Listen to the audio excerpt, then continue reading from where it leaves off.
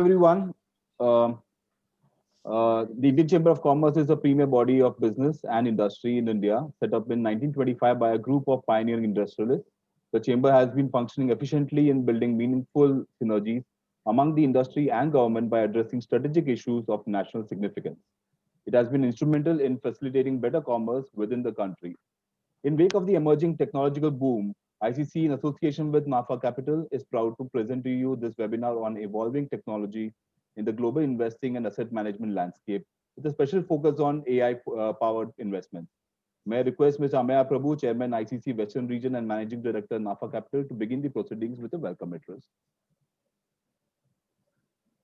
Thank you so much, Ratish. And first of all, on behalf of the Indian Chamber of Commerce, I would like to thank all the speakers for participating in this event. I'd also like to thank Sunil Singhania ji, as well as our colleagues from Superfund from Austria to be speaking at this event. Thank you so much for being here. And also, furthermore, what we would like to say is that the Indian Chamber of Commerce is the premier body for business and industry in Eastern India, and we are also one of the main. Thank you.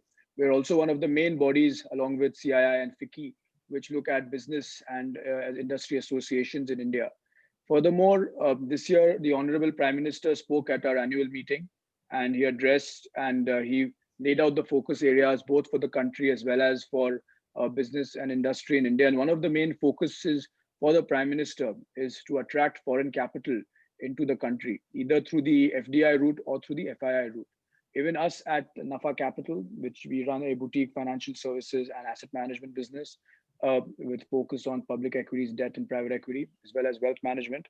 For us as well, working with global investors in order to draw capital into India is a very important part of the business, and also offer global opportunities for Indian businesses to or Indian businesses and investors as well, because in a globalized world, it is very important for capital flows to be both ways, both inbound into India as well as for Indians to invest abroad.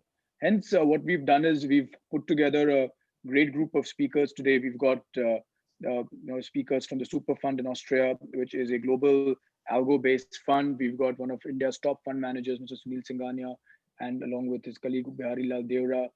We have got two of my colleagues, Balaji, Vaidyanathan, and Mr. Rajesh Pherwani, again speaking about investments, as well as how technology and investments becomes crucial. So we've got a good mix of people for us today, and of course we are keen to both engage with and educate our colleagues in around the world, and as well, of course, in India on this framework.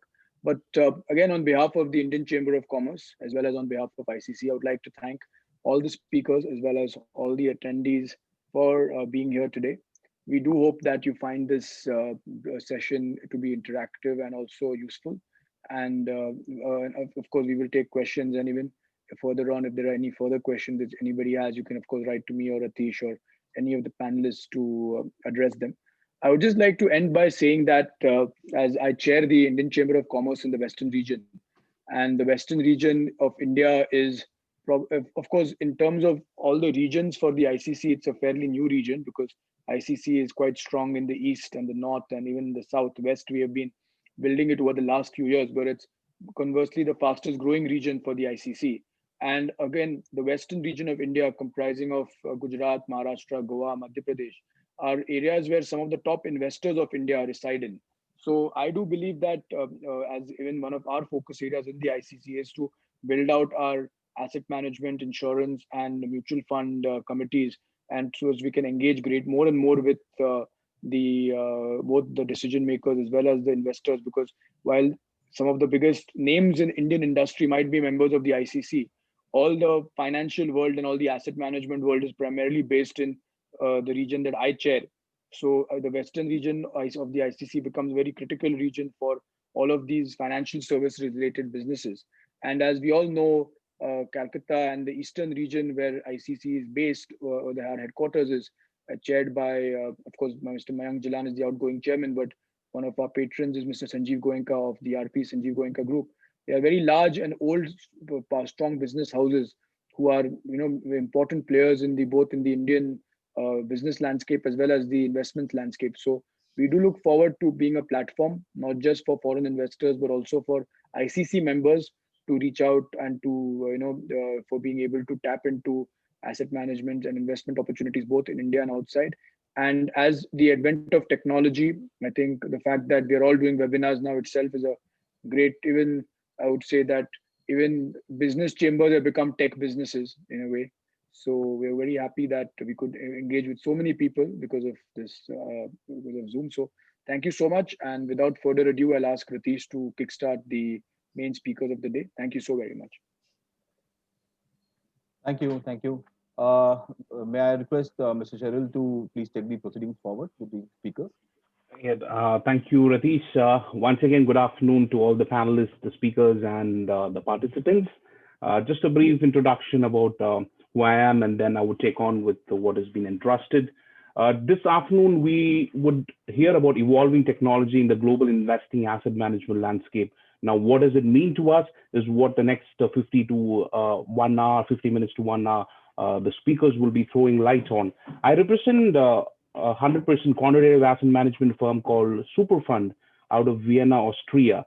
A firm since inception has been using only technology and artificial intelligence in investment decision making.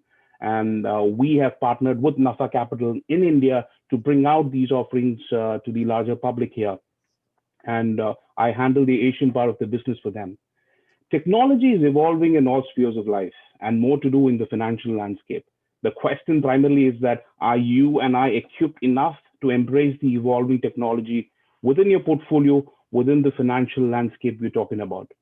You and I, we're totally fine if you actually look at our daily life, and not in the last 9 months, but prior to that, we're fine to sit on a plane at 38,000 feet, knowing that the pilots for a 16 or a 12-hour long haul will physically and mentally be engaged only for 45 minutes to 50 minutes of the whole flight. But still, we are fine with it, or we are used to being fine with it. So because that's where technology, automation, all of us come into our daily lives so much that, we do not actually see the risk and the involvement of it. Now here, if you actually look at if these are the questions hovering in your mind on investment decisions, what are the risks associated? What are the opportunities? I think this session is going to be a beacon for you there. The asset managers, the wealth managers, the investment managers are very closely monitoring the maturity curve and roadmap of innovative technologies.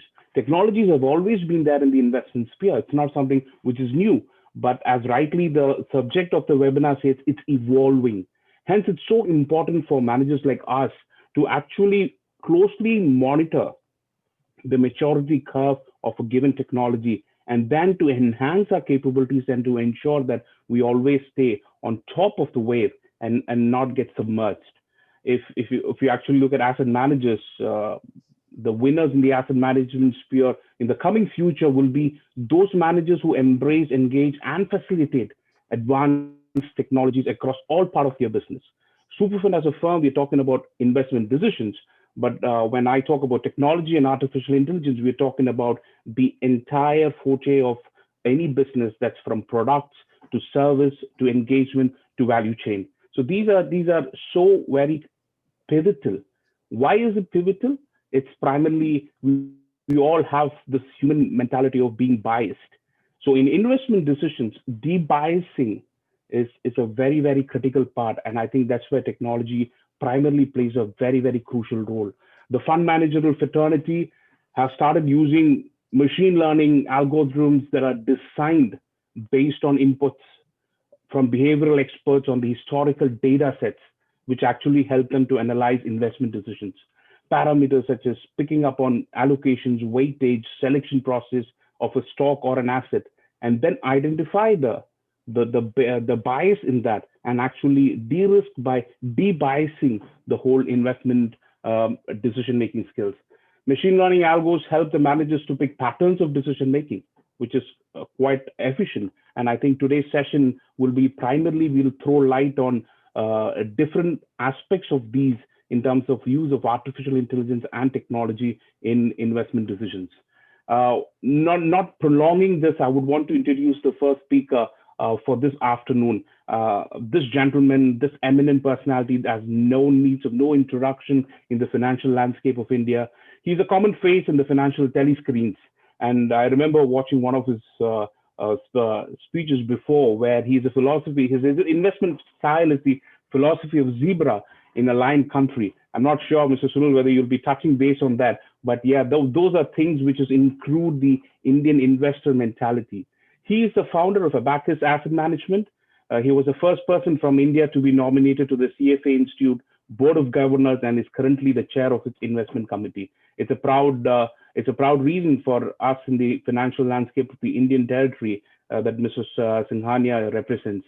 Prior to establishing his current firm, Abakkus, in 2018, he was the global head CIO of Reliance Capital, where he oversaw the equity assets and provided strategic inputs across the Reliance Group. And we are all witnesses to know the Reliance Group, how it has grown during the tenure of Mr. Sunil Singhania. So with not much delay, let me hand over and invite Mr. Sunil Singhania to take over and listen from him the inputs on AI and technology. Over to you, Mr. Sunil. Thanks a lot, Thomas, for the very kind words. Thanks, Amaya, for putting together such a great, interesting, timely, and relevant conference. Before I start, let me begin with a disclaimer. I have always been a very traditional sort of an investor, going through the traditional mechanics, thought and what we have learned from reading eminent personalities like Jeremy Grantham and Benjamin Graham and Warren Buffett and so on and so forth. And therefore, this subject of AI and machine learning, which is a very, very new subject, is a very big challenge, I would say, for conservative investors like us.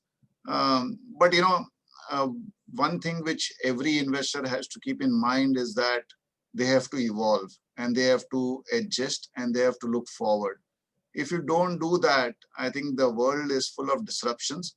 And if you don't change yourself according to the disruptions around, then you will not exist. Your investors will change you, the world will change you. You will no longer be relevant. And in this broad gamut, it is very important that we understand what AI is, what machine learning is, and how we can actually use them to our advantage rather than get threatened by them.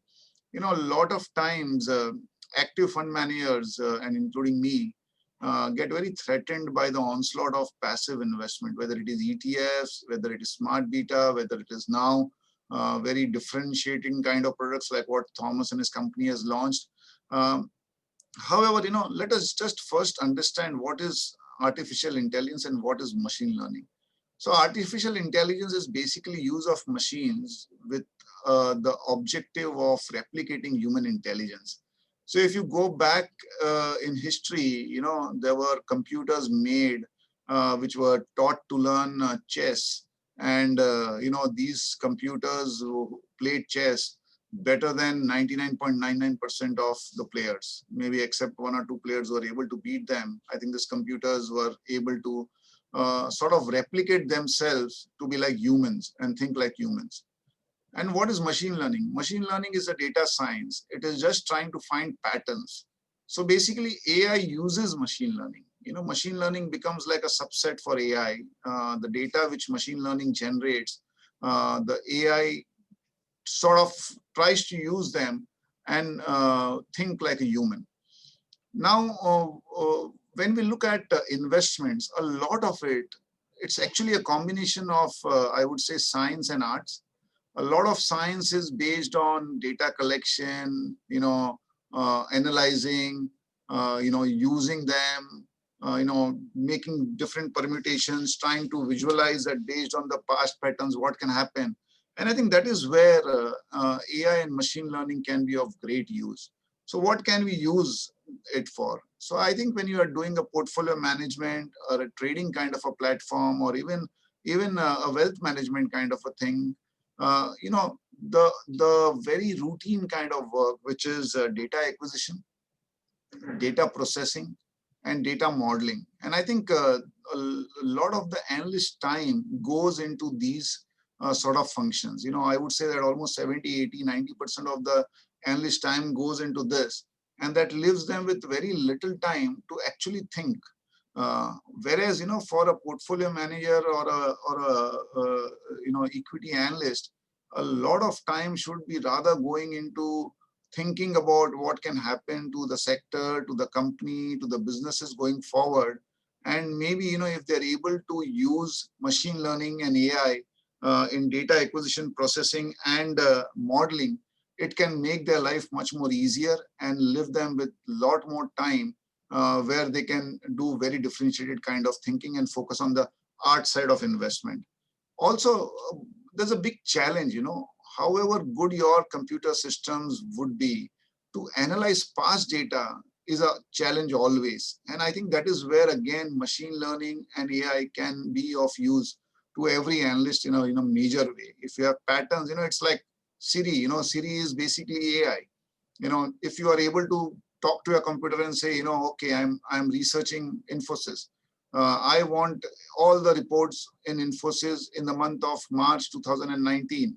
And if the computer is just hears your voice, is able to pull out all the data, life would be so much easier, rather than going through various files and trying to sort out data and so on and so forth. The other thing is that, complicated problems can be done, which are routine in nature, can be done very effectively by the AI and machine learning part. Again, it will save a lot of effort and a lot of time. Extraction of data, which I touched upon, reduces time taken by the analyst.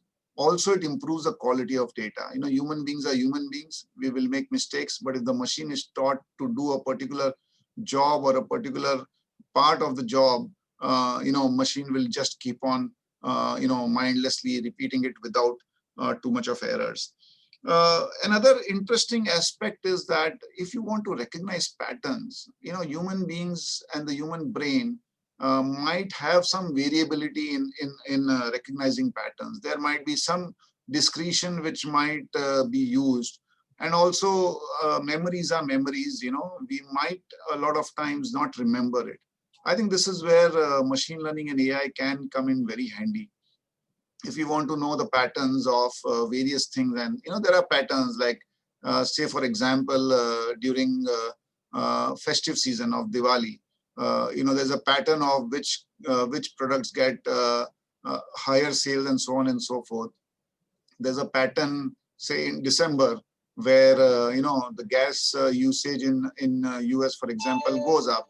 Or there's a pattern where during the driving season in China, there is a demand for petrol and diesel. So I think all these are patterns, and these patterns can be remembered and analyzed by the AI and machine learning pretty accurately. And these patterns then can be used to forecast future events. Sometimes, say, if you are able to create a pattern that this time, the rainfall between July and September has been X compared to what it was last year or 10 years back or 20 years back, then you can forecast future events that, yes, because of this, you will have a good, crop.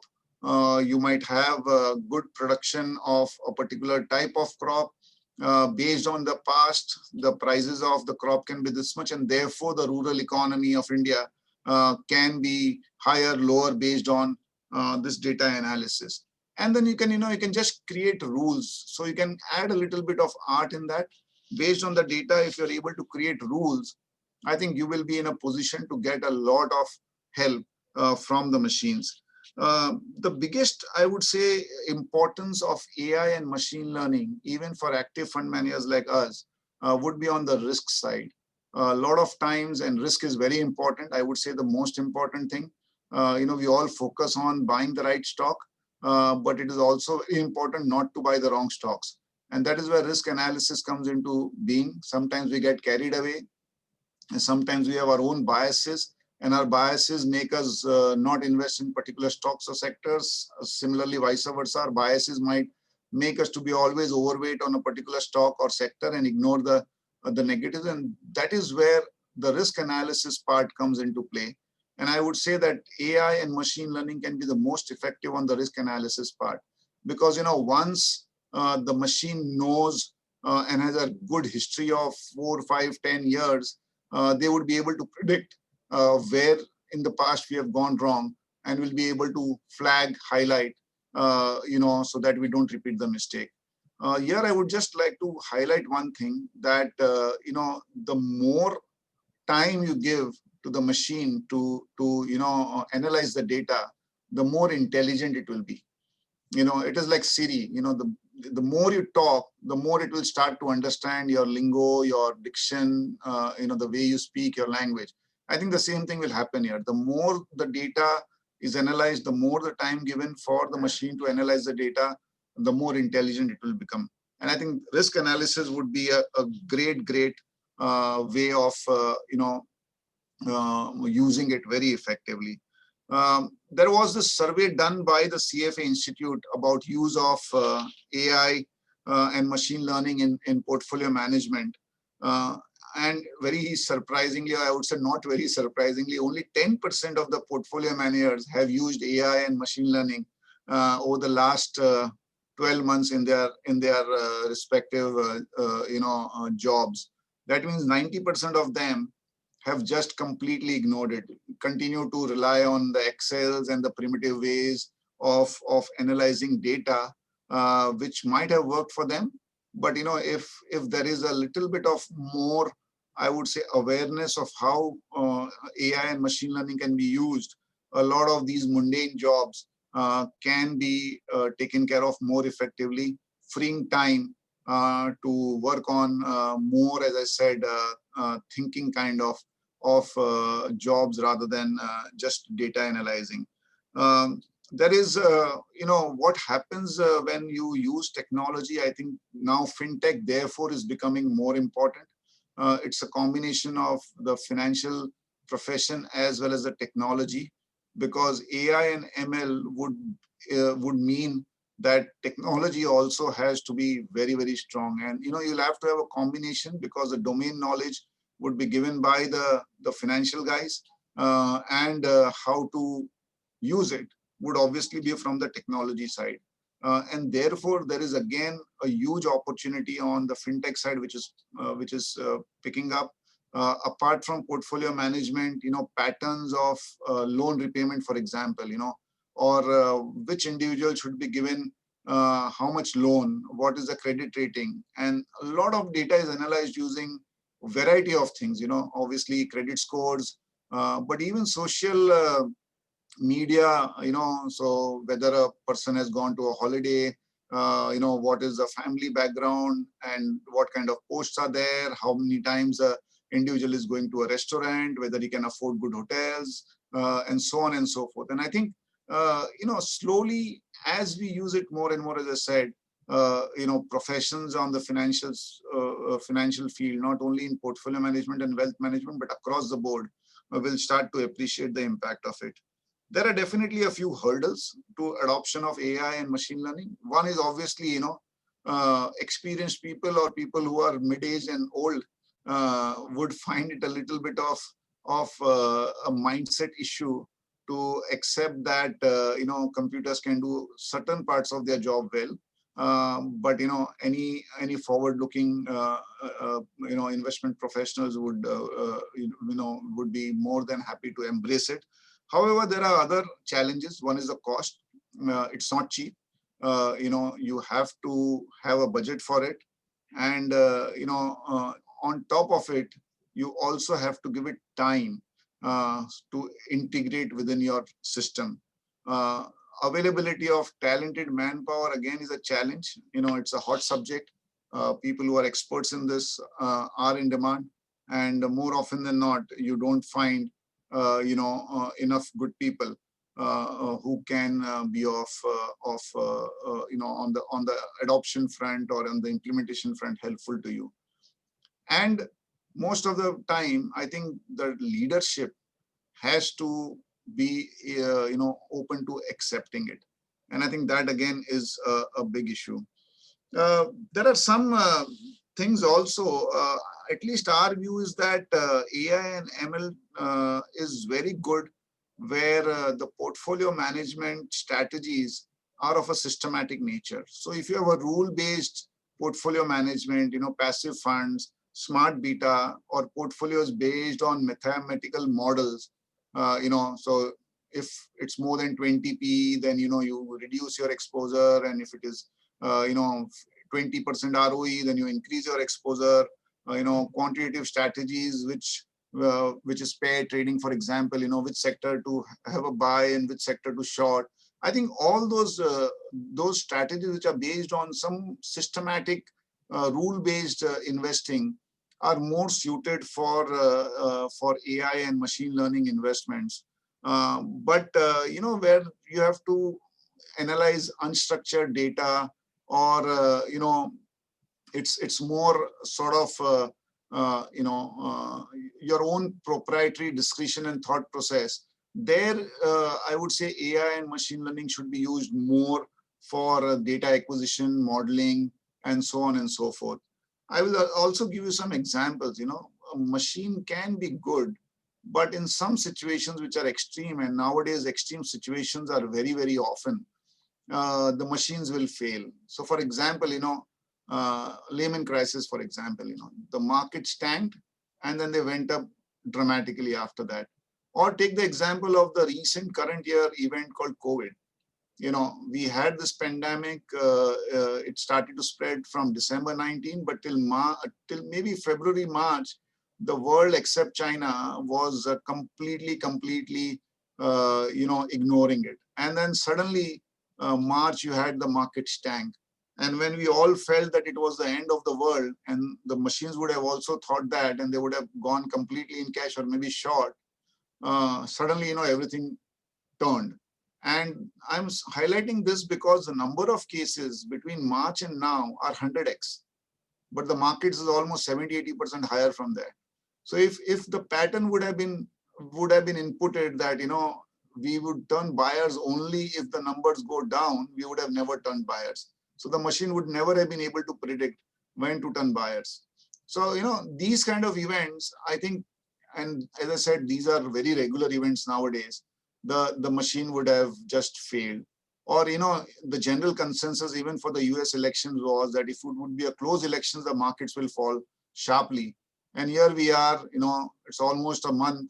We still don't have a situation where one of the contestants have conceded, and still the markets are quite buoyant. So these events, we have seen that the artificial intelligence phase, and therefore, at least our view is that at least for some more time, we are in a scenario where AI and machine learning should be, assistants rather than taking the calls. There was very surprisingly, there was a fund which was launched in 2018. I won't name the fund house. It was launched in Europe. It was a $10 million fund, and it was to be run completely based on AI. And after 1 year, the fund underperformed by 8%. And I'm not saying that because I'm active fund manager, but this is data which is there. And I would still say that, these are great tools. AI and machine learning are great tools. But maybe, as I said, investment is more a combination of science and data. And for data, we should definitely use AI and machine learning. But there will have to be some discretion given to the portfolio managers. Some recent uses of AI and machine learning are very interesting. I came across a gentleman in India who's floated a company which basically, analyzes very different kind of patterns and data using satellites.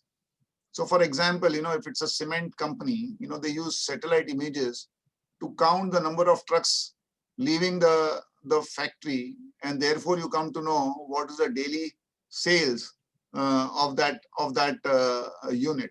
So these are very, very different kind of things which are coming up. And as I said, it's very interesting. We have to embrace it, use it, but there will, at least for the near term, have to be a little bit of, I would say, human intervention as far as portfolio management is concerned. This is my view. Thanks a lot for giving me an opportunity. Thank you so much, Sunil, for that insightful session. It's always very easy to complicate things, but it actually requires a lot of metal to simplify it, and that's what, Sunil, you've done. Thank you so much for that. You spoke in common man's language that people could understand, correlating to how it's not just the investment jargon. Thank you so much for your time again for this session. Next, we have my colleague and a part of the executive management from Superfund, Mr. Juergen Graf. Mr. Graf joined Superfund Group in 2009 as a member of the distribution team. Knowing his past, being a stalwart in managed futures, he was soon heading the sales department and then the entire distribution spectrum. He's a part of the management who also represents the company across the globe for different forums. And he, on his personal side, is a passionate mountaineer. Yes, he's based in Vienna, Austria, so it says for that, and he's a self-defense instructor. So over to you, my colleague and my friend, Juergen Graf, for the rest of the session. Yes, thank you very much. Thanks and good afternoon, and a warm welcome also from my side here from Vienna. Thanks for joining, and also thanks to the Chamber of Commerce and NAFA Capital for hosting this event and giving us a platform in these times to discuss a very, very interesting topic, namely the revolutionary way, as we just heard, of using artificial intelligence in the investment world and in quantitative asset management, and more specific from my part here, also in the managing of hedge funds. I directly want to jump in a presentation. I brought a few slides for you today. So I will now share my screen with you and hope you can see it at the moment. And as I represent Superfund, of course, I want to give you a short introduction of how we are connected to artificial intelligence and how the evolution of Superfund is part of it. The evolution started back then in the 90s of the last century, when the information age was just beginning and the internet not broadly available. Back then, the information company TeleTrader, which is a sister company of Superfund, was founded as the first Austrian real-time data vendor and terminal provider, and is now a leading provider of real-time data, market data, financial news, technology solutions for the whole financial industry. And we're especially involved in countries like Switzerland, of course, Austria, but also Germany. So I mentioned this to give you a feeling that handling big data or being innovative with technology is already since then part of our DNA. And out of that, Superfund then was founded in 1995, using this know-how and using this data know-how to offer the world's first retail hedge fund, quantitative-based, with the vision to bring highly innovative investment solutions, which back then were only affordable for rich institutions, to bring them to everybody, so also to private investors. And now, being leading in providing funds who rely on fully automated, self-developed trading systems, we have since then also the first fund since 1996, a quantitative fund with a track record of over 24 years now, and an average return above 7% average after all fees. We have a global representation, and we are founded by our owner, Christian Baha, who is also, and this is strong commitment, the strongest and largest investor in his own funds. And I also want to give you this information to show that we didn't just stand on the sideline for the last 25 years, but we were actively taking part in the process of automation and artificial intelligence in the financial industry over a very long period. And we also could get some innovations where Superfund was first worldwide. For example, as mentioned, the first retail hedge fund worldwide, but we also were the first quantitative hedge fund with savings plan starting from 50 euro. We also had the first gold denominated hedge fund worldwide, and also nationwide TV campaigns, which was very new and didn't had it before in the United States. We were the first hedge fund also there. And also with our flagship stores, we were the first asset manager worldwide with flagship stores for investing in quantitative investment solutions and products, like you today know, maybe the Apple shops or something like that. So we also did this a few years ago and started with that. And I also want to mention, if you ever come to Vienna, I'm very glad to really invite you to our investment center here in the First District and have and convince you to have a look on your own. And by the way, we also serve really excellent coffee. So just step by when you're one time in Vienna. So that's enough for introduction of how we are connected to the AI powered field. And so the main question for me now is why AI powered hedge funds at all? So what is the reason? Some of the reasons we already heard from speakers before, and I want to touch base on this now in a more concrete way concerning hedge funds. So basically speaking, using AI is simply said, why do we use it? To make our lives, of course, easier. And that's all technical innovation is about.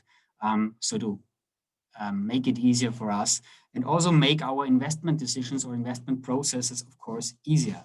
So one very important point is that with AI-powered hedge funds, we can increase the efficiency through automation. We just heard the example when you travel by plane, and I want to add that you also can see now, like, for example, if you take companies like Tesla or like Uber, who already implement self-driving cars who are fully controlled by machines, that this soon will be the new normal. So there we literally give our lives into the hands of machines. So why don't use their advantage also in asset management? So that's quite a very important point, I think.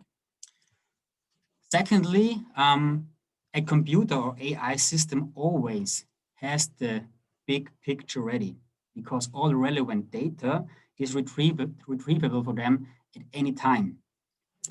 Of course, experienced humans have a lot of wisdom. The point here is that they cannot know or compare patterns of every single situation, historical situation, when they have to make a quick decision. But with AI systems, you're able to do it. And data is becoming more and more. This is also something very important to know in this context. And just want to give you some examples here. For example, today, the amount of pictures taken every 10 minutes is the same amount of pictures taken in the whole 20th century. So every single day, humans produce so much new data as has been produced since existing of mankind until the year 2013. So what you see here is that this trend accelerated or still accelerates for the last 5 to 10 years. The good message is also that parallel to this, computer processing power gets better and better. Also another example here, in the 1960s, the processing power, for example, of an actual iPhone would have cost you $30 trillion. In the 1990s, when Superfund started, still $30,000. Today, the processing power of an actual iPhone just costs about $0.06. So just keep in mind, when you're buying a new phone, you don't pay for the processing power, that's for sure. Another reason for using AI-powered hedge funds is we heard that already, we touched it, to avoid human biases. Humans are very, very emotional, and that's good that it is like that. But having, for example, fear, overconfidence, or being angry, tired, is nothing you want to rely on when making investment decisions. And that's also why when the most mistakes in investment decisions are made during market stress, because people tend to panic and AI systems definitely do not. Another point I want to point out is that algorithms, we touched it a little bit, benefit from machine learning. So an algorithm learns by only doing its job and improves itself. So the more situations and patterns it knows, the better it can react to them, which is also a huge benefit of using machine learning and artificial intelligence for the investment process. Machines, of course, can track the markets 24 hours and theoretically 7 days a week. So I don't know how you feel after a long working day, but I would suggest unless you do not have superpowers, there will be the moment when you need to rest, eat, or take a break. So an average human being nearly sleeps 25 years of his life to be productive when we are awake. Systems, on the other hand, do not need to rest at all. And that's a huge advantage. And last but not least, AI using in asset management and especially in hedge funds also creates new opportunities. For example, in the anticipation of trends or investment sentiment, just an example, by tracking Google searches, for example, you're able to get the sentiment of people concerning a certain topic. Or another interesting example out of investing, we also heard the example of the cement industry and of analyzing satellite pictures. I want to add that satellite pictures, for example, are also used for analyzing parking lots of shopping malls, and systems then try to calculate how many cars are parked there, what is the frequency of clients in there, and by knowing which shops are located in the malls, they have a chance to predict certain sales growth in these companies, in these shops, and therefore maybe have a chance to invest into certain companies compared to companies that are less visited during the shopping mall times.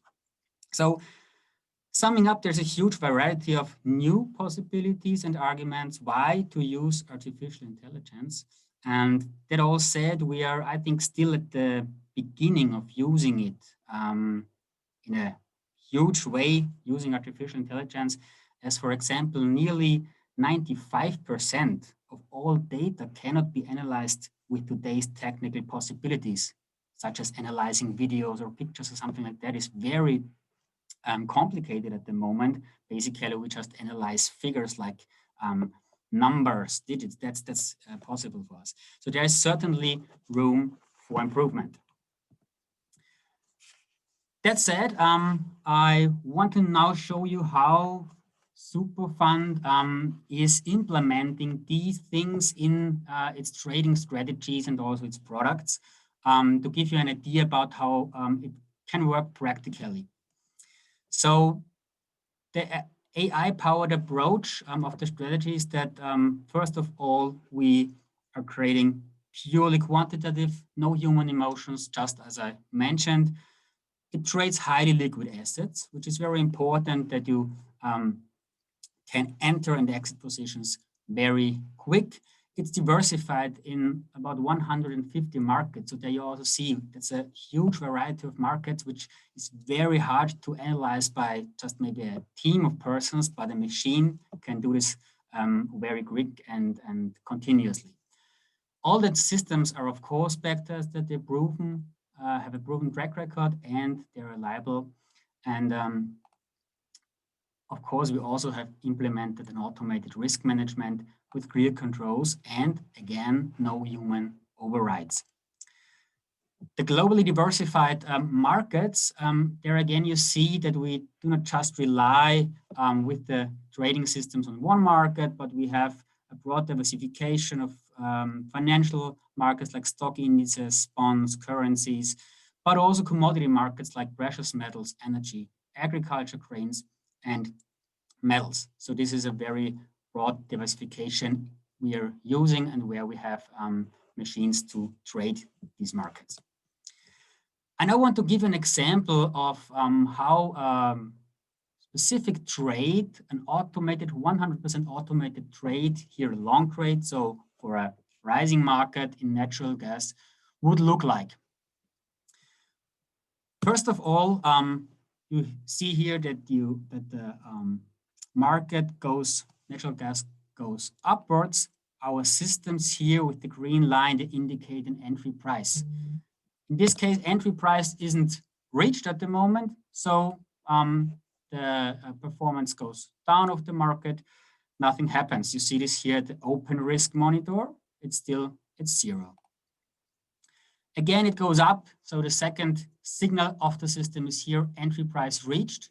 The position is opened with a trailing stop loss, which means that that is our automated risk control. So we are in the position here, we entered the market, risk, open risk is going up, and we have here our limit. So when the market goes down, we can exit it.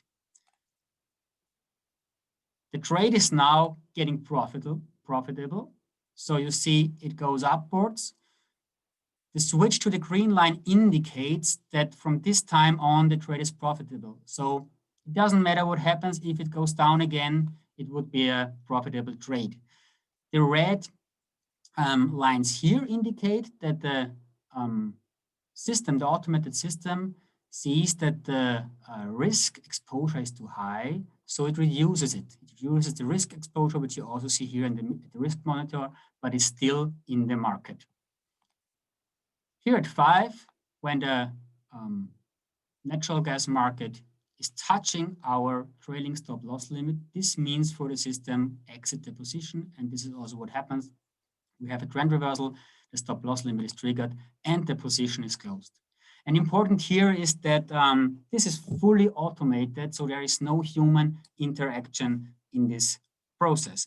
And of course, because it's a hedge fund strategy, the same principle is also used on the short side, which means when you have falling markets to also be hedged against falling trends and markets.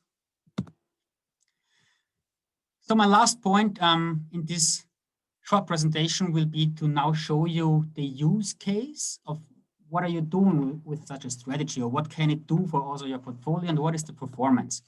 So by using these quantitative processes and have this ability to be very efficient, we also see that the correlation of the strategies is 0 or even negative. And this is a very important point because Dr. Harry Markowitz, for example, he shared in 1990 the Nobel Prize for Economics on his work on portfolio theory, which says if you add uncorrelated investments, then it will add benefit to your portfolio as it reduces risk and it also can improve your performance. And what you see here is that the Superfund strategy, the longest strategy, Superfund Green, since 24 plus years now, compared to major bond index, major stock indices worldwide, has a correlation nearly to 0. And this is very important. The nearer you're at 0, the uncorrelated the investment is. And so that's an interesting point for a portfolio. I want to show you now what happens or how the strategy is evolving, especially during crisis situations. We see here the crisis alpha, which is generated just over the last year now. I compared it here with Superfund Green, the actual strategy. Then you see here also the Superfund Green Gold Fund, which I mentioned at the beginning, which is also fully quantitative trading with the I components, but also denominated to the gold price. Compared here with the MSCI World Index, of course, regional index, the Nifty 50, for comparison reasons here in US dollar and the Euro stocks. So as you can see, especially during the drawdowns here in the stock markets, the strategy was very unemotional and could just hedge against this drawdown, which is a huge effect on the portfolio. 1 year is very short, so I also want to show you the crisis alpha for over 25 years, where we in real time had a lot of situations to deal with in the markets, a lot of market stress here, beginning with the Russia crisis, but also the dot-com bubble, the 9/11 terror attack, where stock markets were declining And then from 2007 to 2009, we had the subprime crash, as you know. And last but not least, the COVID pandemic. So as you see here, especially during these times, the automated systems, they kept cool and they had the possibility not to panic and to create a hedge in the portfolio. And you see also here compared to the Nifty 15 US dollar, that there is a nearly the same performance. But I will show you next what's the difference in all of it and how you can maybe use that. So this brings me back to Markowitz and his theory of what is the benefit using AI-powered hedge funds. And this is the diversification effect, also to fundamental approaches, to traditional assets. That's mainly the main benefits. You see here the Nifty 50 again in US dollar, and once again the figures for the longest quantitative asset strategy, hedge fund strategy of Superfund Green. And you can here compare the total performance, as I mentioned, these are nearly the same. Maximum drawdown, slightly better here for green, but in average, if you have to decide investing here, well, it's up to you.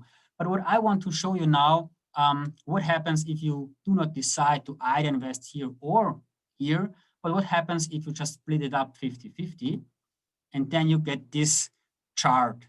So what happens is that if you just diversify 50-50, you see that the total performance is increasing up to 627%. And the maximum drawdown is also reduced compared to both the Nifty 50 and Superfund Green. The volatility is reduced to both. And of course, the Sharpe ratio is nearly doubled to the Nifty 50 and increased to both single strategies. So that's, I think, shows to what use case you can have by adding quantitative and AI strategies to a portfolio. That's why the strategy recently also has been rewarded with a lot of awards. For example, Morningstar in the United States, we ranked first place over 1 and 3 years out of 120 funds. So it's quite honored for us to also see this in the business and in the industry that we do a good job here. Here the mandatory disclaimer, the great things from our legal department, as you may know, of course. And yeah, I look forward to your questions afterwards, and now want to hand over to the next speaker. Thanks.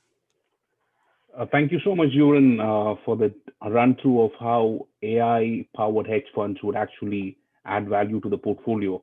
It was quite insightful to actually hear you run through that. Thanks once again for your time. And moving on to the next speaker, let me invite the CEO of NAFA Asset Management, Mr. Vaidyanathan, Balaji Vaidyanathan. Balaji has been with NAFA Group for the last 5 years. He's been holding the rudder for the firm.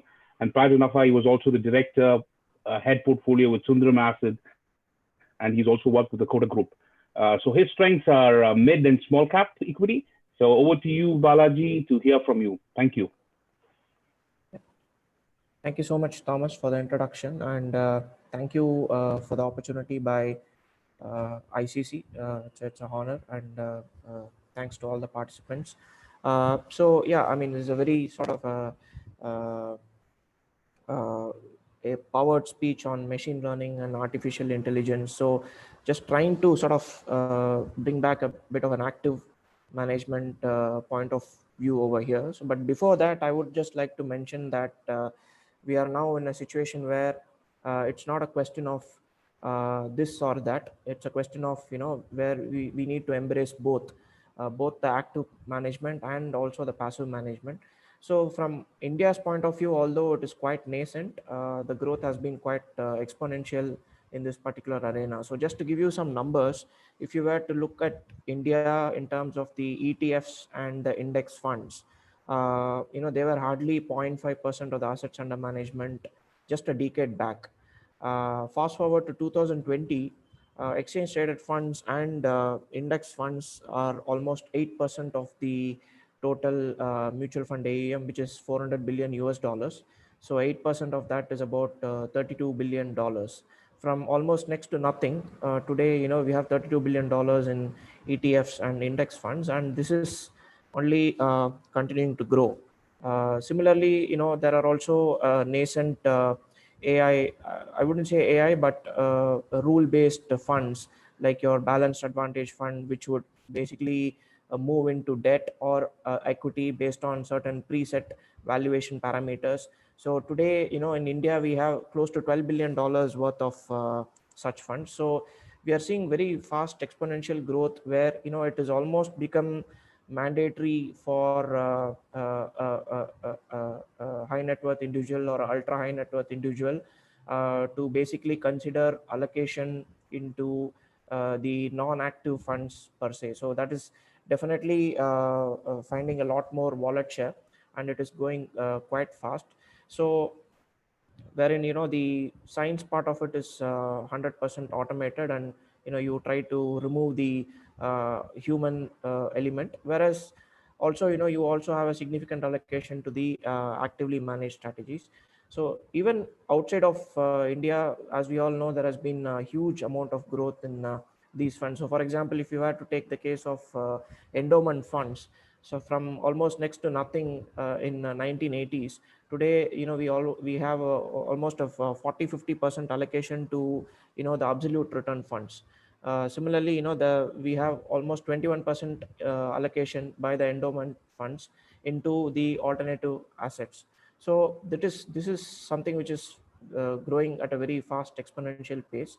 So here I would like to touch upon one point which my previous speaker had mentioned, which is obviously that currently most of the AI and the machine learning related funds and products are focusing on the highly liquid indices, highly liquid part of the market. But there also exists a significant amount of the market which is not so liquid, or which is slightly illiquid, which is basically the mid and small cap space. So there, we are hardly present as far as the AI space, because it is extremely liquid, and the market making becomes that much more difficult. Uh, so in this space, we believe that active still has a very, very big role to play, even in the decade to come, before the liquid, especially from India's point of view, where if you were to move away from the top 100 stocks, the liquidity becomes a challenge in terms of buying and selling. So obviously, active management is far better compared to a passive or a AI based uh, management over there. But even within the mid and small cap space, there are arenas where you can basically use a fair bit of data automation, etc., which is anyway happening, which is we are seeing dwindling information asymmetry that is happening. A situation where the institutional investors were privy to a lot of data, a lot of information, 10, 15, 20 years back. Now, of course, thanks partly to technology and also partly to regulation, the information asymmetry has dwindled. So a typical retail investor today, if he wishes to, can have access to as much of data as possible as a typical institutional investor does. Even in the mid and small cap space, with the technology has helped coverage, in increasing more coverage in terms of the number of stocks, the pulling out of data, which was exclusive only to institutional investors, is no more the case. We are having technology where you can pull out the financials, 10-15 year financials of even a mid and small cap company sitting in Chennai in India. I am able to do research on an American company. Suppose if I want to research a manufacturing company in India and also another manufacturing company in US which is into similar business, that is now enabled because data is almost free and access is freely available. So what we try to do is also, use a good mix of data automation and active management to tackle the if I could say, the illiquid market, where beyond the top 100 there is a little bit of challenge in terms of buying and selling. But liquidity is always something which is evolving. What is currently a low liquid stock, 10 years down the line can become a very highly traded stock. 15 years back, or during the dot-com phase, information technology stocks in India were considered as high beta. Today, information technology stocks are considered as low beta. So these things are continuously evolving. So when to look into a particular segment, when to look into a mid-cap segment, or when to look into a small-cap segment, is something that for which we try to use as much automated data as possible. So just to give you an example, historically, if you look at the Indian markets, the Sensex, which is the bellwether index comprising of 30 stocks, what is the Sensex percentage of the total market cap of India? This is something which we track on a continuous basis. So as we speak today, the 30 stocks of the Indian market Sensex is about 50% of the total market capitalization of India. So it kind of goes to show how narrow the markets are at this point in time. So this is a ratio we discovered has been oscillating between 40 to 50%, over the last 15 to 20 years. So what it means is that at a 40% level, which means that the non-Sensex stocks are about 60% of the total market. The mid and small caps have had a huge party, and it is probably wise to sell out of the mid and small cap category and increase and overweight into the Sensex category. At 50%, what it means is that the mid and small caps have not had a party, and it's been the large caps which have had a party. So it is probably time to increase allocation and overweight the mid and small caps, and reduce the position on your large caps. So this is something which is just an example of something which we are trying to do. And as we speak today, we feel that based on this, the Sensex stocks are about 50% of the total market cap of the country, and the mid and small caps are looking fairly attractive as we speak today. So even if you had to look at the past returns in terms of whether be it a 3-year return or a 5-year return on a CAGR basis, despite the so-called rally from the March lows till where we are today, where the mid cap and the small cap indices have rallied about 45 to 55% respectively, your 3-year return on the mid cap index is still negative. The 3-year return on the small cap index is still negative. On a 5-year basis, the mid cap index has given a very anemic 7 to 8% return, whereas the small cap index has also given a low single digit 6% kind of a return. So what this basically points to is that there is still some room in terms of more sort of participation and more expansion in terms of the mid cap and small cap price to earnings multiples.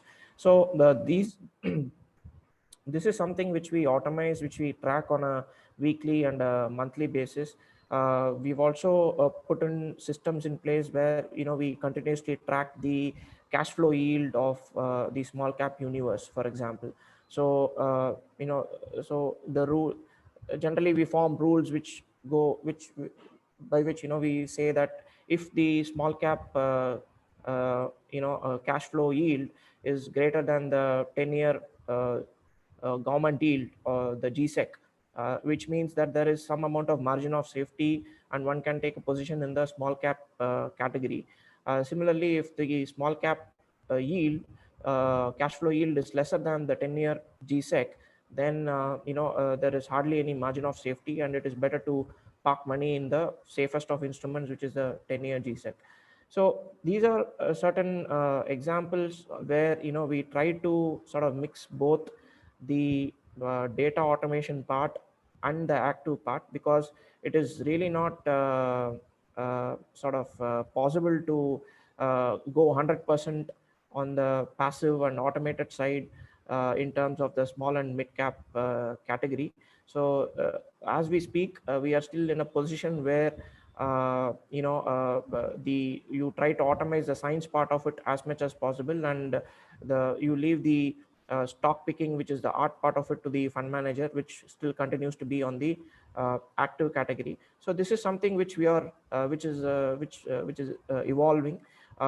So another interesting thing, what exercise which we did, was to find out the number of small cap stocks between 1 to 5 PE in April, May, June of this year, and we compared it to the past highs and lows.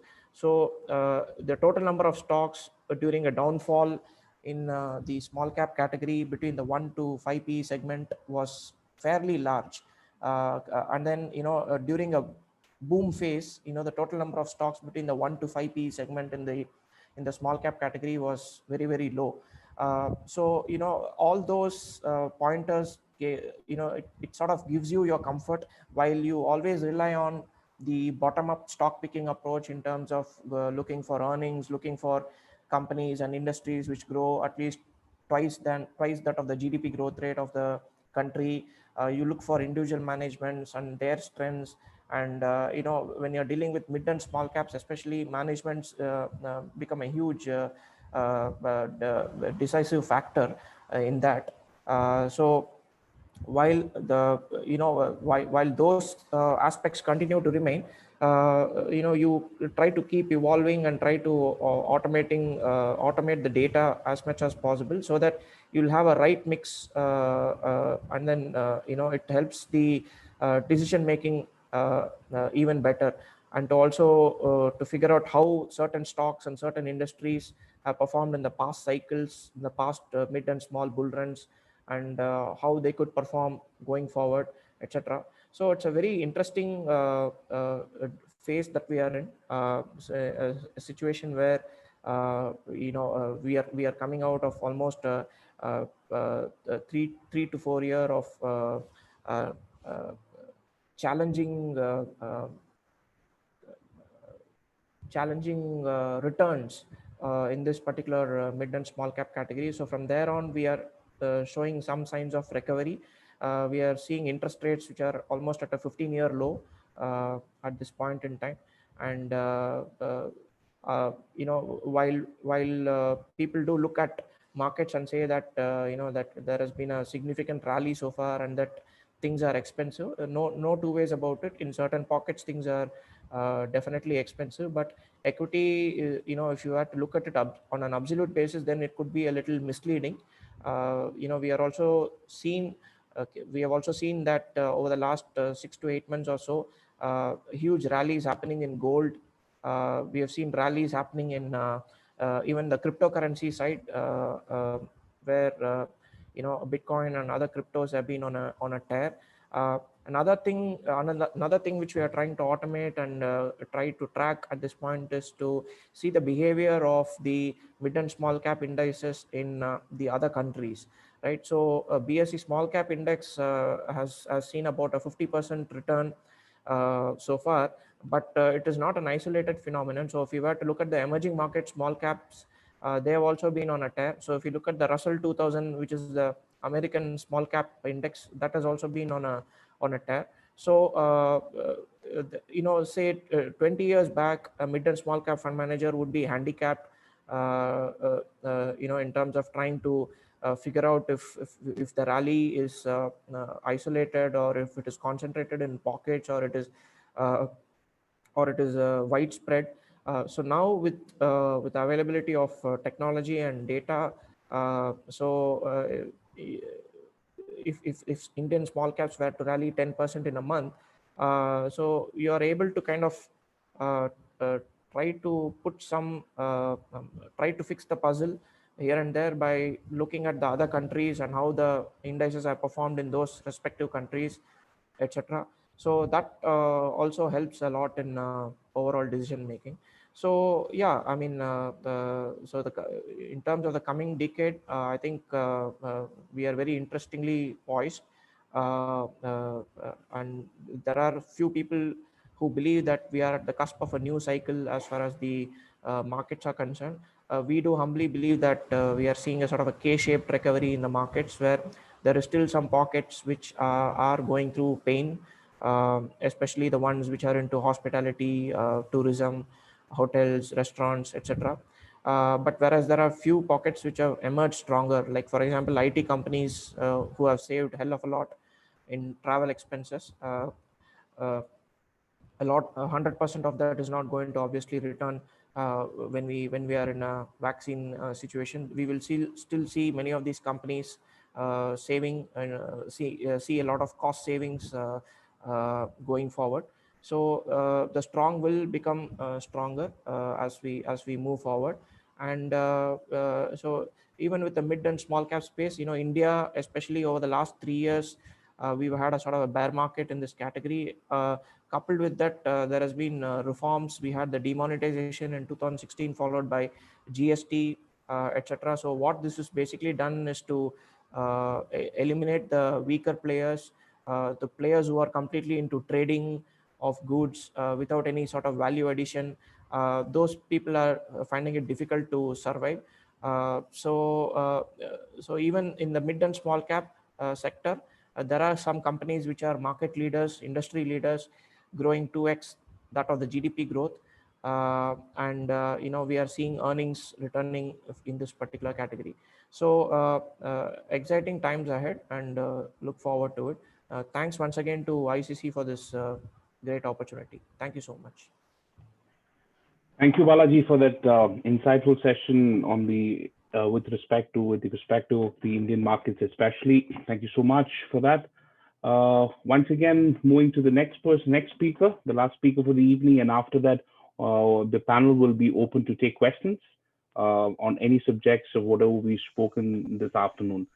Next, welcoming Rajesh Pherwani. He began his investment career in 1996 with HDFC. He was an analyst, but then with his expertise, he moved as head of research and fund manager in the later years. And now he's the CIO of NAFA Capital. And over to you, Mr. Pherwani, to listen from you. There you go. Thank you, Thomas, and thank you, NAFA Capital, Ameya, Prabhu, and ICC for giving me the opportunity to speak on this forum. When I got this invite to speak on technology, it took me some time to actually digest it, because for active managers and for, fundamental investors like us, technology is something new. It's very challenging, and we do get intimidated on a day. Introduction to technology has been very, very limited. Let me tell you that when I started off in the early 90s, I was working with CRISIL, and we used to make a CRISIL card, which was actually a document, a pamphlet, which we used to give to investors, where we used to put all the data on companies, including balance sheet.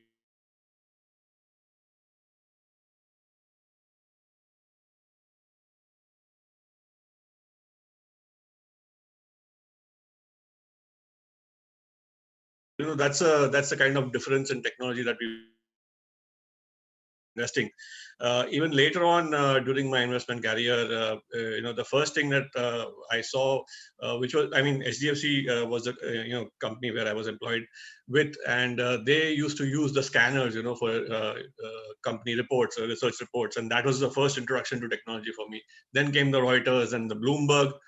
And as a fund manager and head of research at L&T Mutual Fund, I was exposed to Bloomberg, and it's a very, very useful, say technology, or a useful tool for us to manage money, because it is very quick and it is timely for a fund manager to take quick decisions. So that's probably the exposure that I've had to technology in my lifetime. But as a fundamental investor, I do get challenged, and I do get threatened on a day-to-day basis as to, will this be able to replace a fund manager? Will this be able to replace an active manager? There are a lot of areas where fund managers can do better. and I'll talk about it in the next few minutes. But I think there are a lot of other areas where technology will be challenged, and I think it'll take some time for technology to be able to catch up with those areas where the style of the fund manager, the experience of the fund manager has a very big role to play. And there's some, when I was told to actually speak, I started calling up people and I tried to figure out which are these, things where technology is catching up with a human effort. So I saw, obviously we've gone through Superfunds, super presentation of Superfunds on hedge fund trading. So algo trading is one, and high frequency trading is an area where quantitative models and mathematical models are being used. Where technology is playing a very, very big role, and it is for short-term trades, and it is definitely very useful for investors in the shorter-term trades. Long, short, hedge funds, I think that's an area where technology can play a very big role, because timeliness and speed of execution is very important in such trades. And to add to this is arbitrage funds, where I think you need to have that exact arbitrage between the cash and the futures market, and those can also be replicated with technology. I also came across this big data. I am sure you all know about it, but this is something which is developing area for all of us in the investment fields per se. Because if you look at it, big data, what is big data? It is collection of data, from various sources, like consumer behavior, from consumers' usage of telephony, mobile phones, internet, and various other observations of data as far as the consumer is concerned. Now, how can this be used by an active manager? I think the key thing is that if you have this kind of data, you can project revenues of companies. You can project which industries are actually going to do well. And as Mr. Singhania also pointed out some time back, he said during Diwali some sales go up, and that can be predicted by technology much faster and in a much more efficient manner. So I think big data is one area which can be relied upon by investors. And active managers like us who are really scared of technology, we can at least take benefit from these kinds of things to improve our decision making power, because we are always looking for these clues. When I analyze a company, I'm looking at where is the growth. I'm looking at which are the segments which are changing, where the consumer is actually moving to, and which are the areas where the revenues are actually increasing, and on an incremental basis. Because as investors, we look at what is incremental, and I think technology can play, and big data can play a big role in this. The other area where we've been very obsessed with as active managers and fundamental investors is running screeners, and we do this to make things easy for us. The simple reason is that there are 5,000 stocks in the market today, listed roughly 5,000 stocks listed in the market today, and how can we analyze 5,000 at one point? So what we do is we try to cull the data, we try to run it on a screener basis, and try to reduce the list of stocks that we need to monitor on a day-to-day basis, and then we have a core list that comes out of the screener based on a rule-based sifting. So I think technology can play a big role in this aspect also for us as active managers. And also, I think another area that I came across was blockchain. Now, this is very interesting because blockchain is typically being used for bitcoins and things like that, and currency. But for customer service and managing customer data in a blockchain format is very efficient, it seems, for asset management companies. So this is one area that has also surprised me, where KYC and all kinds of things can be stored in a blockchain format. The next one of my friends I spoke to the other day, and he was saying that he's running a platform wherein he's going to plug in all the annual report data of companies and assess the credit risk and identify red flags in companies. Actually, he's more of a debt fund guy. So his whole idea is to find companies who are on the edge, but are not likely to go bust, but can be restructured. So he will be using that data to offer structured products to the to companies. And that's another area which kind of took me by surprise. So we are all waking up to these new realities, and also I think one aspect which I think technology has done and can play a big role is, and for us it is going to make things very easy and life easier, is portfolio allocation based on customer risks and profile. I think when we talk to a customer and we understand the profile of the customer, we use a gut feel instinct as to what should be the portfolio of the client. But if you have a scientific way and you have a proper scientific way and method of figuring out what should be the allocation within a portfolio across sectors, stocks, based on the risk parameters, volatility parameters, then I think it will make life much easier. In fact, I think you can also do it on a asset class level. So, for example, if you're looking at an entire wealth of a customer, and if you can allocate wealth within these different pockets based on client profile, I think it will be very, very helpful for wealth managers. And technology is playing a role there as well. So these are broadly the things which I came across. There are many more, I think, areas like I think we had Mr. Graf talk about natural gas trading and things like that, and multiple other asset classes where technology can play a big role. My exposure to technology has been very limited. So, and also I can only think from the point of view of active management in equity fund management, or say broadly maybe credit risk and debt fund management. But beyond that, I think technology has a much broader appeal. So, I was also penning down, just for this purpose, I was just penning down what are the areas and what are the key differences between technology and active management per se, and where active management is still good and where technology has taken the lead. So one is human error. I think active management is clearly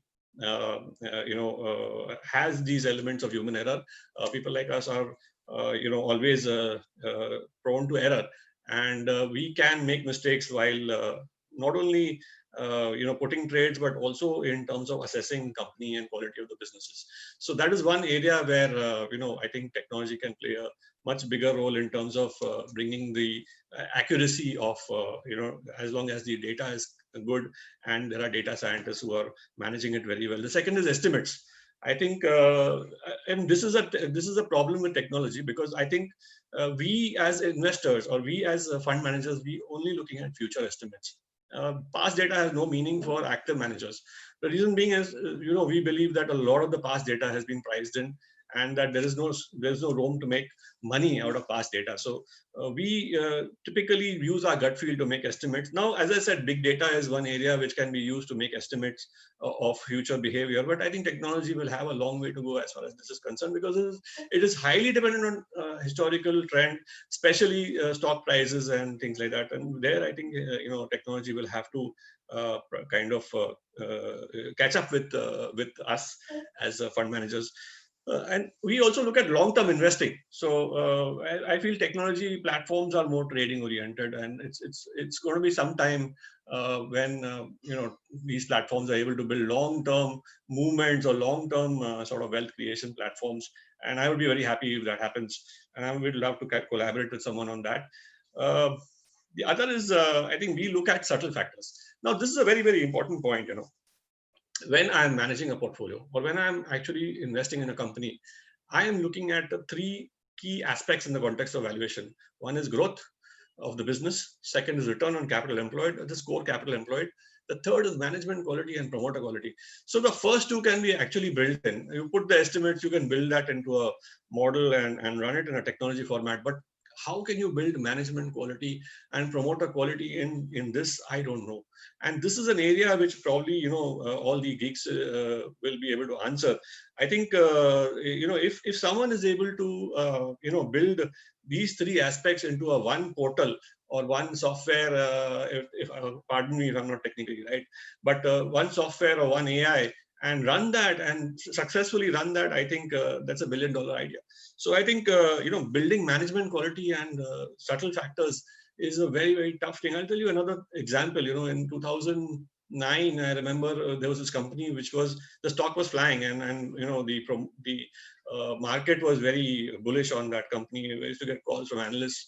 Why don't you look at this company? Why don't you look at this company? Finally, I came around to looking at the balance sheet, and I saw that there was a big red flag in terms of the cash flows of the business and things like that. Now, that could have been captured even in a technology model.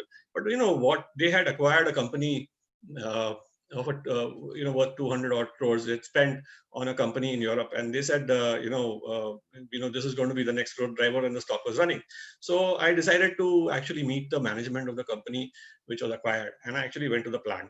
And actually the plant was just a building, and the building had rooms where they said we have inventory. So I went into one of the rooms, which was like a storage room, and there were these empty boxes kept, and there was nothing inside. So this was a red flag, and it came out that this company did not have anything on books, and it was just a way of company, the promoters raising money from the markets, equity money from the markets, and it was evident. I mean, the stock, which was at 400, came down to 10, $15 in the next couple of years. Similarly, another company which where the promoter had a kind of this is a pharma company. I do cover pharma a bit. So this pharma company had this license, had paid this license fee to another company for a product that they launched where they made 800 crores. So they paid a 200 crore license fee to this other company, which is a third party, and they said that because we have out licensed or in licensed this product from this other company. So for some time we believed them, and at some point I came to know that this other company that they had in-licensed the product from, and they had paid 200 crore to, was not a third-party company. It was just a front of the promoter.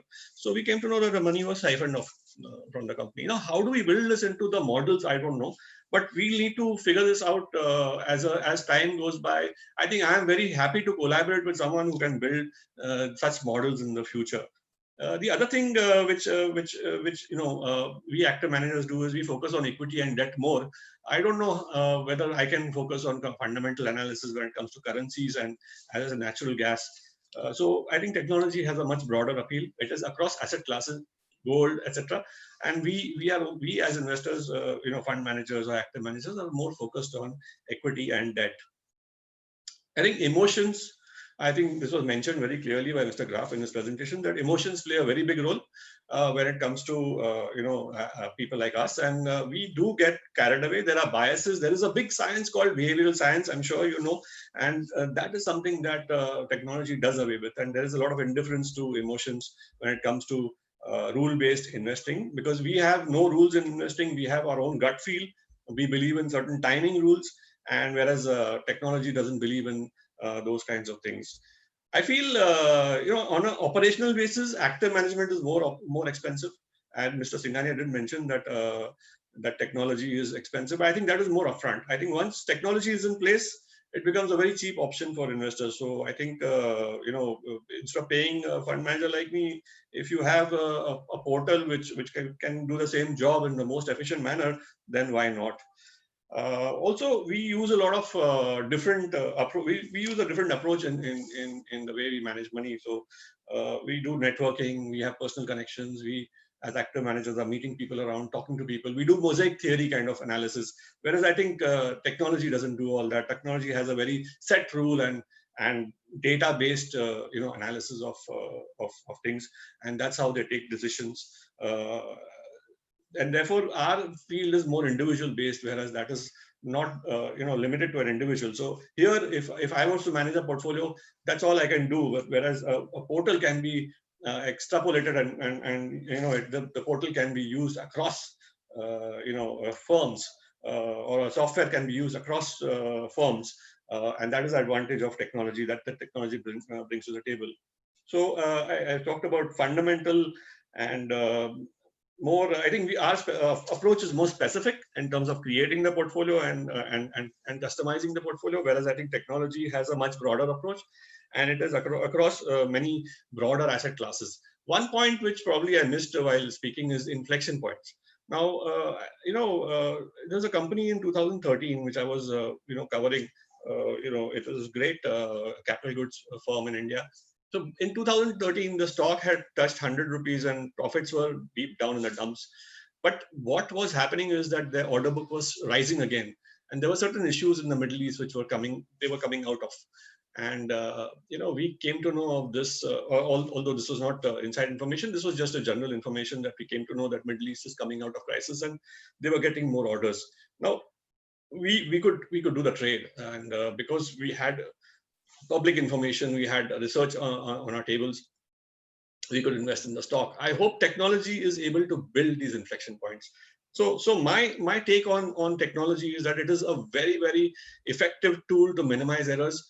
It's a very good, effective tool to get the speed of execution. It's a very effective tool to keep emotions and bias away. It's a very effective tool to play with a larger set of data. And as Balaji mentioned about the liquidity in stocks, I think small and mid caps clearly do not,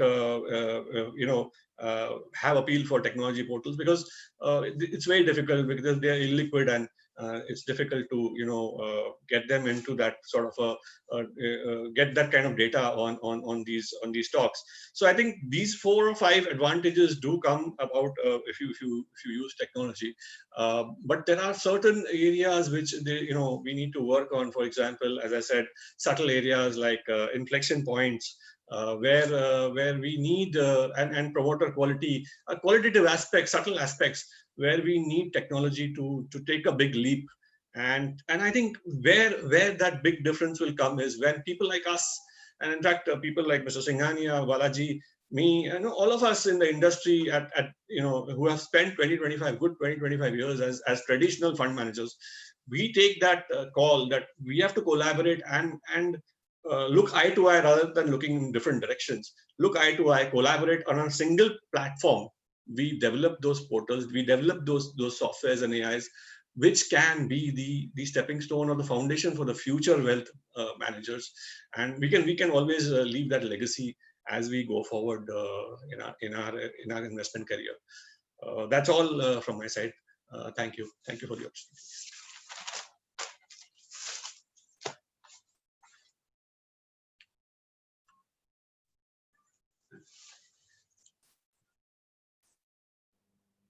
Thomas, you're on mute. Sorry, again, technology sometimes you don't look at it. Thank you, Rajesh, so much for the insightful reflections on what the earlier speakers had spoken about.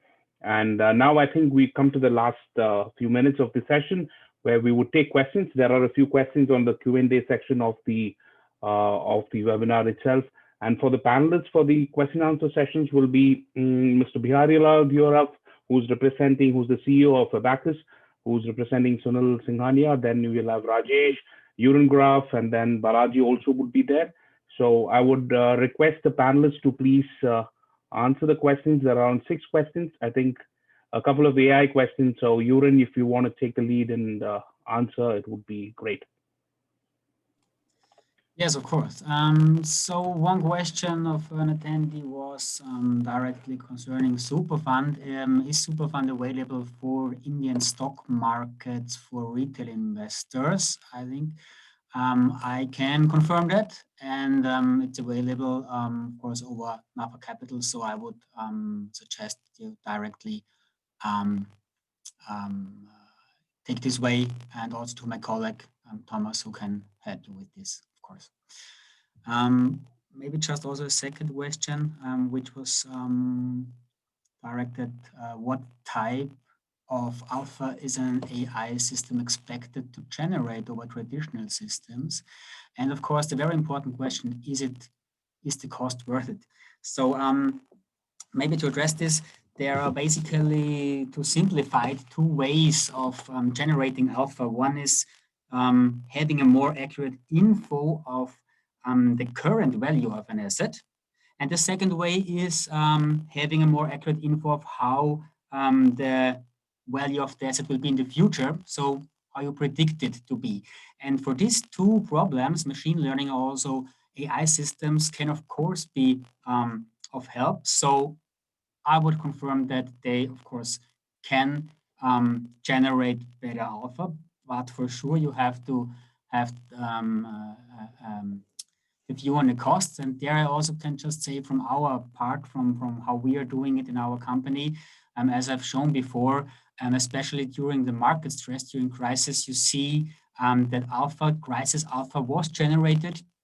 And all I have shown you today was after all fees involved. So we compared it also to the simple stock market index, and you see that there was this advantage, this alpha. So from our side, we will say, if it's done right, of course, the cost is worth it. Yeah, so then I'll take the next question. If Mr. Biharilal, if you could just throw some insight. AI no doubt reduces cost, but will also replace humans. Now, if so, many people or advisors or RMs are out of a job. Who will the banks give loan to, since there'll be a lot of unemployment out there? Yes, costs and salaries will be saved, but what about the social cost involved? Thank you, Thomas. I hope I'm audible. Sorry, my camera is not working again. Technological failure, but I hope you can You're all hear. audible. Yeah, you're audible, Pierre. You can go ahead. So I do agree that technology to a large extent will reduce cost at some extent, but I'll give you an example of how, at least on the credit space where I worked in, how this will work.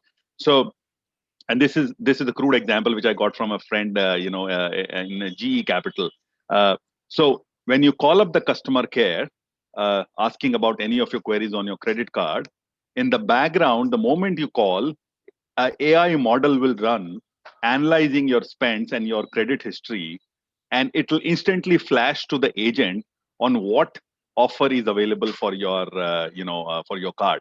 So some of those times when you hear these offers on, your credit card companies, I mean, those are obviously predetermined, but in real world, at least in developed economies, they tend to run real-time model, and they tend to offer you some of those, right? Now, obviously, there is an agent who's out there helping you. Like what Rajesh and Sunil mentioned earlier, I mean, AI will give you the data, but eventually somebody has to make a decision.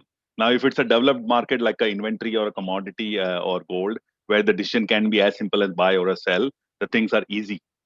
But when it comes to credit decision, where the key pillar is character, right? Apart from collateral and credit worthiness, everything, the key pillar is character of the person. I mean, you can judge to a large extent by rating, but beyond that, you can't judge it. You can't know the intent of the person, whether he's willing to pay, and that's where I think you will still need humans. Now, there are a lot of these surveys which are available, by global HR firms, which talk about how many jobs will get replaced with technology. Yes, the jobs which doesn't require any skill set will get replaced.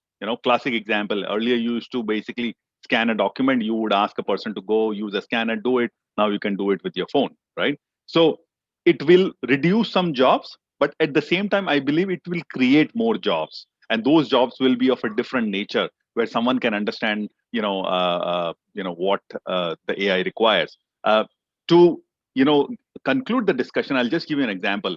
If you heard, I'm sure you heard of Berkshire Hathaway, the company which is out there, run by Warren Buffett. And you also heard of Annie Hathaway, who's a British actress. Whenever there is a movie release or a chatter about anything of Annie Hathaway, the Berkshire Hathaway stocks reacts. Why? Because the entire AI thinks that Hathaway are same, and they start trading on it. So that's where I will end it, saying that you'll eventually need someone to make sense of what data they are giving. But if you spend more time, certain jobs will go away, but the new one will come. Thank you so much, Subbiah, for answering that. The next question I would like to take, and Rajesh, if you could please throw some light on this. Won't the bigger firms tend to spend more on AI? If so, AI. So how will the smaller ones survive?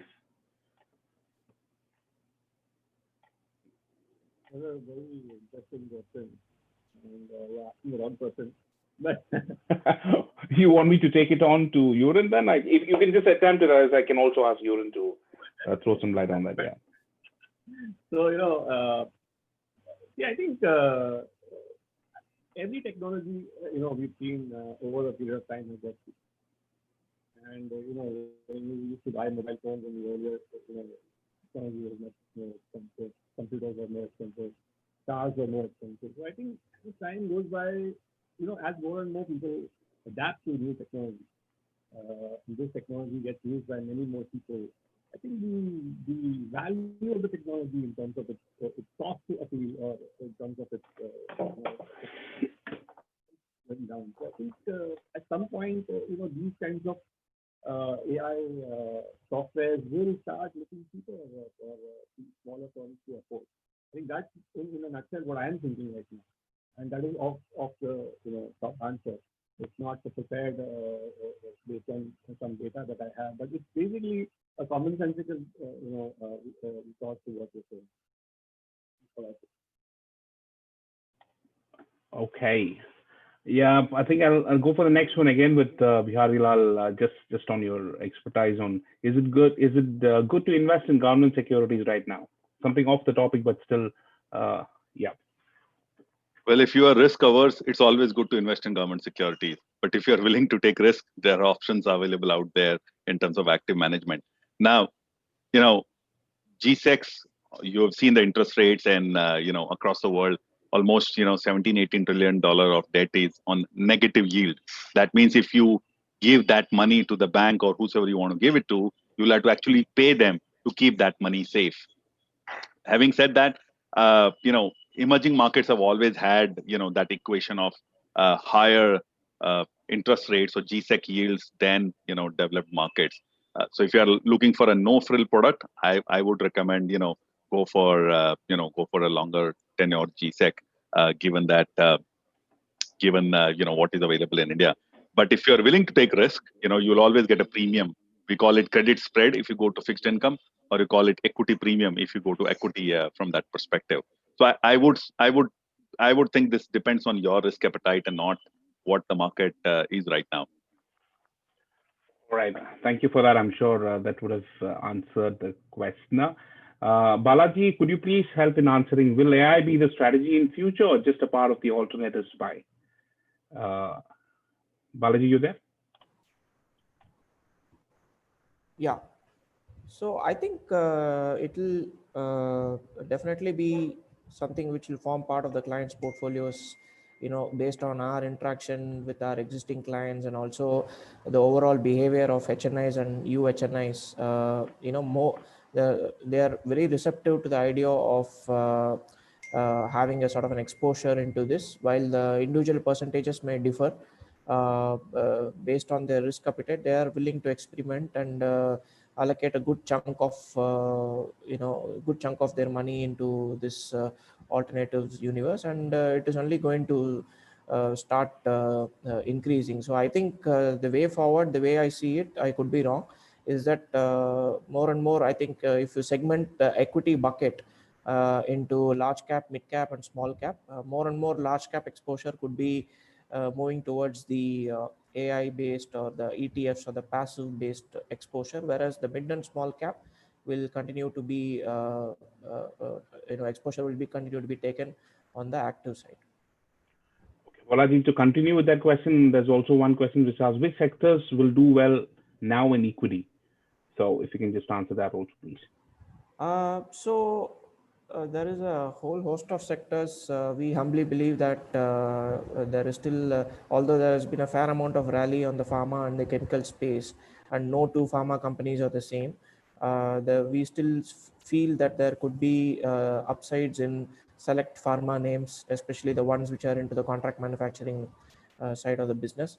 Apart from that, we feel that commodities is something which could fire in the years to come. So we are seeing signs of commodities picking up. So if China were to revive and if the whole world were to revive in a post-COVID kind of an environment, it will not be without the participation of commodities. So commodity companies with very good operating leverage is something that one should consider exposure going forward.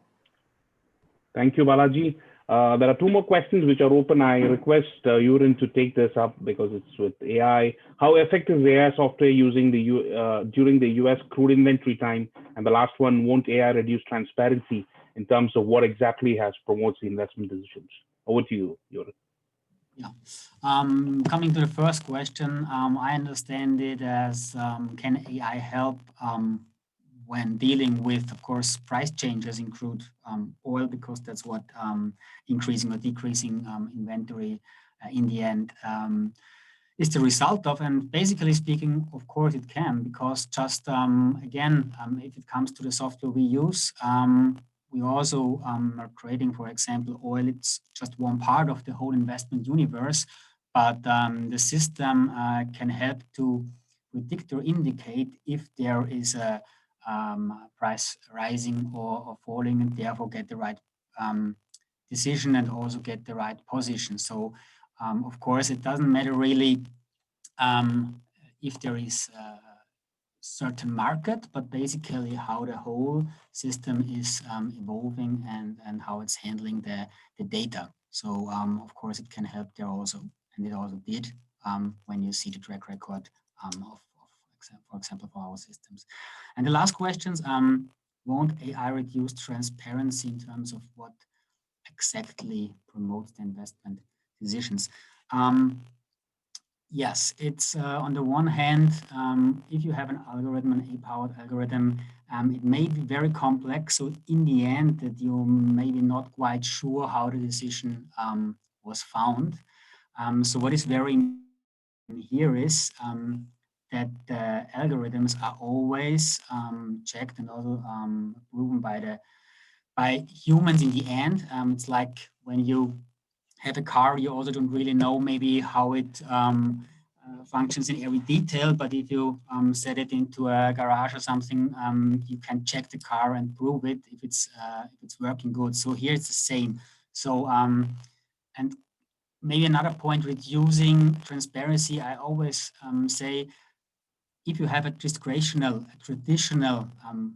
fund managing, so your decision is done in your head and what you decide to invest, then it's also kind of, let's say, a black box, because no one would give you his ideas of what he's investing next, or maybe he's emotional, or maybe he has this decision or that, and in the end he can explain. But what really is driving him, or if it's more intuition to invest, we don't know that exactly. So I would say it's for both worlds, the traditional, but also in the AI sector. That of course you have to be aware of this, and which is very important in the AI sector is that of course you should avoid that an algorithm does something you want him to do. So that's So that's maybe a point which is a specific point here to be aware of and to avoid that.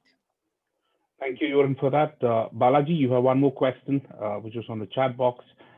In Balaji, investing or holding a small cap is more emotional, as it involves trusting the management's ability over a very long term. Do you think AI will help in these scenarios? Absolutely. In the sense, it's a very right question.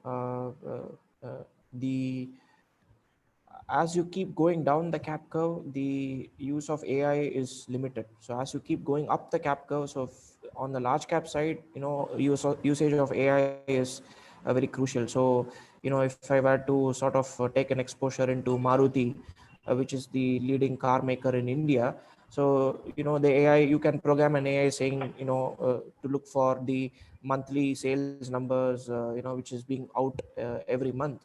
But whereas in the small cap universe, I'm dealing with companies which are basically suppliers to Maruti.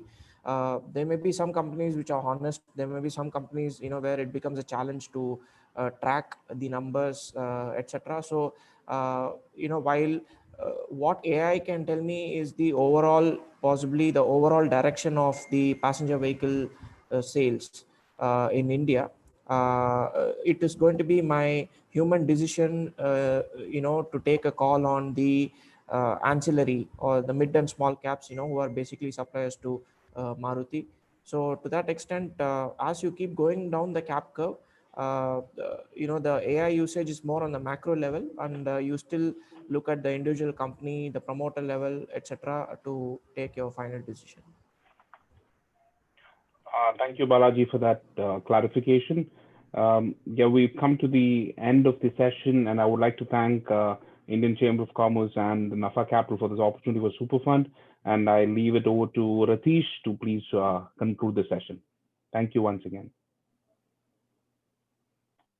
I must say that was a great session, actually. And I would like to thank all the esteemed speakers present today for their valuable contribution and views. This webinar will be available on the ICC YouTube page very shortly for anybody who would like to revisit any of the discussions at a later date. I'll also like to thank all the attendees for being a part of this webinar. I hope it has been fruitful for everyone. Thank you, everyone.